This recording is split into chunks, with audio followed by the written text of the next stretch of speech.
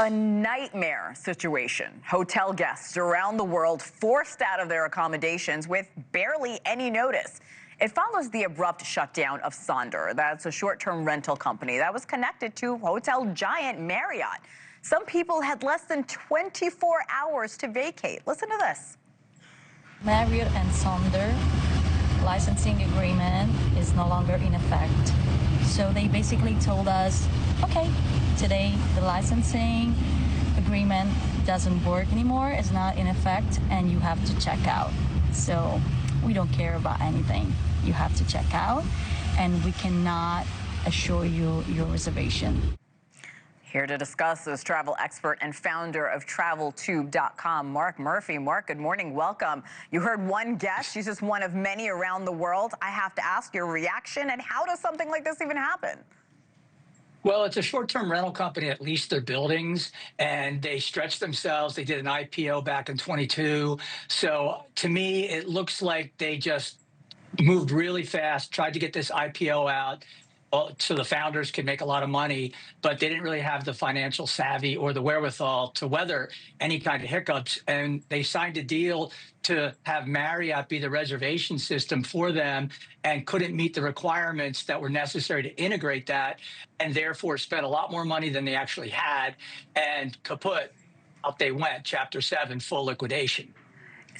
That's okay. So that actually shines a light on how this happened. I had no idea. Guests around the world forced out in the middle of their stay. As you hear this, what is your reaction, not to only hearing this ordeal, but what people can do to protect themselves from it happening to them? Because this is an easy thing to fall into, I feel. You see Marriott and you trust it.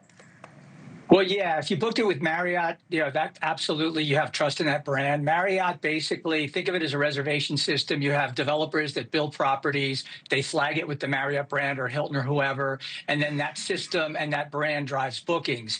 Well, what ends up happening is if you book it yourself and you haven't arrived yet, then you haven't done anything except use a credit card to hold the reservation, unless you did a prepaid discounted booking. So it comes down to, how do you protect yourself? Avoid doing the prepaid booking, because now your money's tied up. And if you have to cancel and you don't have travel insurance, you're out of luck. On the other hand, if you're not arriving for 3 or 4 days, or even in some cases 24 hours beforehand, you can cancel with no penalty. So those folks who booked it but haven't traveled yet, they're fine in 90% of the cases. Those who are in the middle of travel, they got screwed, and they're going to have to scramble to find different accommodations, obviously, depending on where they're at.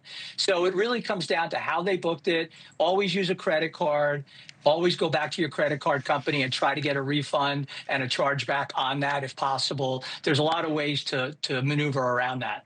Yes, it's just so sad because people, these families were looking forward to their vacations. They're there, and now this happens. Sonder did release a statement following the news of the Marriott cancellation, saying the partnership with the hotel chain was delayed because of unexpected challenges and was left no choice other than to proceed with an immediate wind down of operations. You explained why. Talk to us about what steps guests can take to avoid a sudden cancellation like this one. You gave us a few tips about credit cards and just communicating and doing your research. Well, I think the number one thing is, a lot of people think the DIY model is great. What they fail to realize is, if you use a travel advisor or travel agent, they are the ones that vet these properties, that vet the suppliers, that in many cases have traveled and explored these places.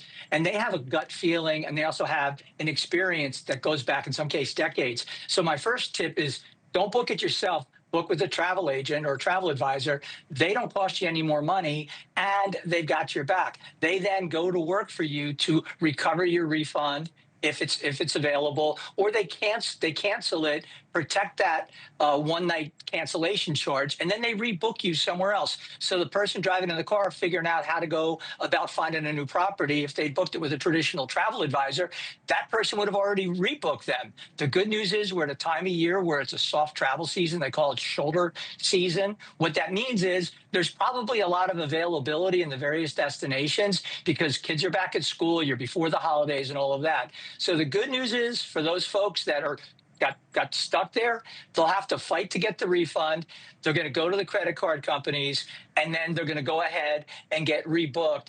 If they have to do it themselves, it is a headache. But at the same time, that's their choice because they did it themselves. And I always like to let people know it costs you nothing 99% of the time to use a traditional travel agent. How many and people they've been out there for decades. How many people still use travel agents? I'm just curious, Mark, because I haven't. Like, how many people do that still? Oh, a ton. In fact, it went up after COVID because of all the restrictions and the requirements. So again, on traveltube.com, I talk to these people all the time and I get their insights. For instance, I'm just got off the new Disney Destiny. I'm going to get their thoughts next week about the experience and what they like, don't like, et cetera. They actually go out and explore the various destinations. They book about $200 billion in travel today. Wow. All right. And we followed up with Claudia and Davide, that pair in the video that we showed our viewers before I spoke to you. The two were forced to look for last-minute accommodations. Here's what they said. We had to search on every website to find another accommodation. Obviously, we spent other money to find another accommodation. And we hope for a refund from Marriott Bonvoy because we're not sure we're going to have a refund. Yeah. Right now, we don't have any information from them. Mark, I'm running out of time, but what are the chances of getting their money back? What options do they have here?